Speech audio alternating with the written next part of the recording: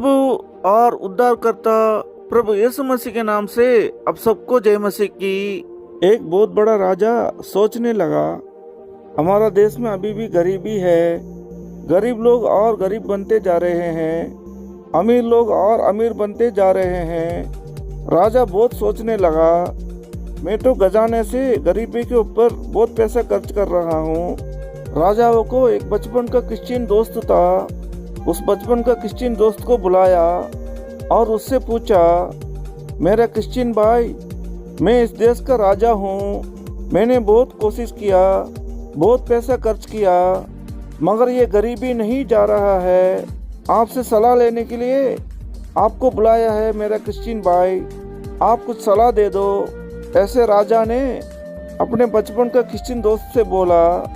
प्रभु यीशु मसीह को मानने वाला वो क्रिश्चियन भाई ने अपने राजा से बोला, राजा आप बहुत अच्छी तरह देश को चलाते हो, गरीबी के ऊपर बहुत पैसे खर्च करते हो, ये मुझे मालूम है।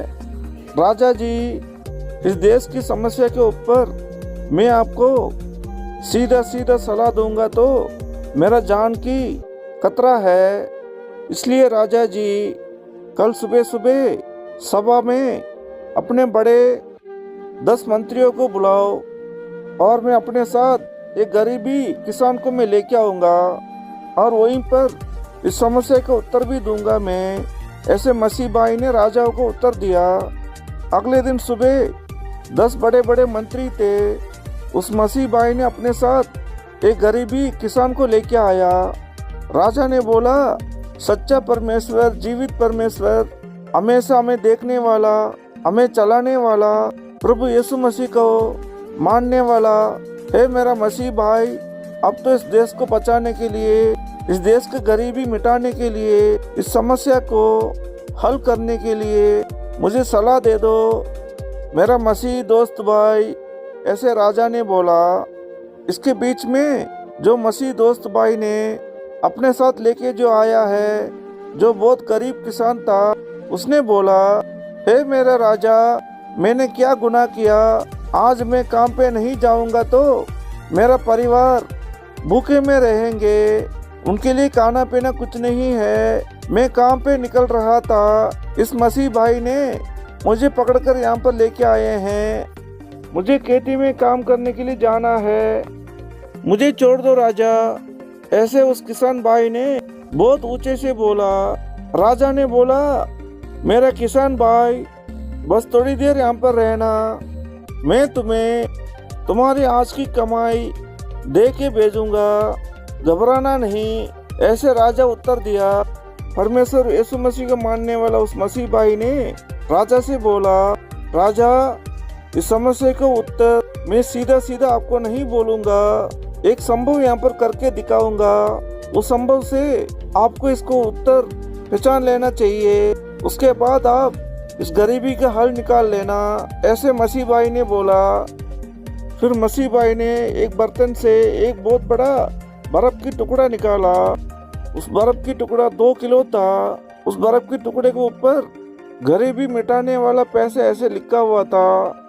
मसीह भाई ने उस बर्फ के टुकड़े को राजा के हाथ में दिया और राजा को बोला, राजा, इस बर्फ के टुकड़े को पहले मंत्री लेना है, फिर उसको लेकर दोबारा दूसरे मंत्री को देना है, दूसरे मंत्री इस बर्फ के टुकड़े को लेके उसको तीसरी मंत्री को देना है। ऐसे फॉरवर्ड करते हुए आखिरी में इस गरीब किसान को देना है। ऐसे मसीह भाई ने बोला। राजा ने उस बर्फ के टुकड़े को लेके पहले मंत्री को दिया, पहले मंत्री ने दूसरे मंत्री को दिया, दूसरे मंत्री ने तीसरे मंत्री को दिया। ऐसे देते देते फॉरवर्ड करते हुए उस बर्फ का टुकड़ा आखिरी में उस गरीबी किसान भाई के पास पहुंचा। 2 किलो का बर्फ का टुकड़ा जब इस किसान भाई के पास आया, बर्फ का टुकड़ा आधा किलो भी नहीं था, 1.5 किलो का बर्फ का टुकड़ा 10 मंत्री के हाथ में बिगड़ के रह गया।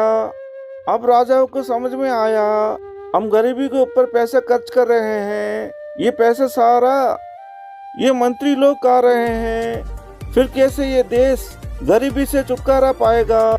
ये लोग तो और अमीर बनते जा रहे हैं, गरीब लोग का पैसा ये खा रहे हैं। राजा ने अपने दोस्त मसीह भाई को समस्या सुलझाने के लिए शुक्रिया बोला और मसीह भाई को वादा किया, मैं जल्दी से जल्दी इस बहुत बड़ा समस्या को सुलझाऊंगा। 1 तीमुथियुस 6:10 हम पढ़ेंगे, क्योंकि रुपए का लोभ सब प्रकार की बुराइयों की जड़ है, जिसे प्राप्त करने का प्रयत्न करते हुए बहुतों ने विश्वास से भटककर अपने आप को नाना प्रकार के दुखों से छलनी बना लिया है।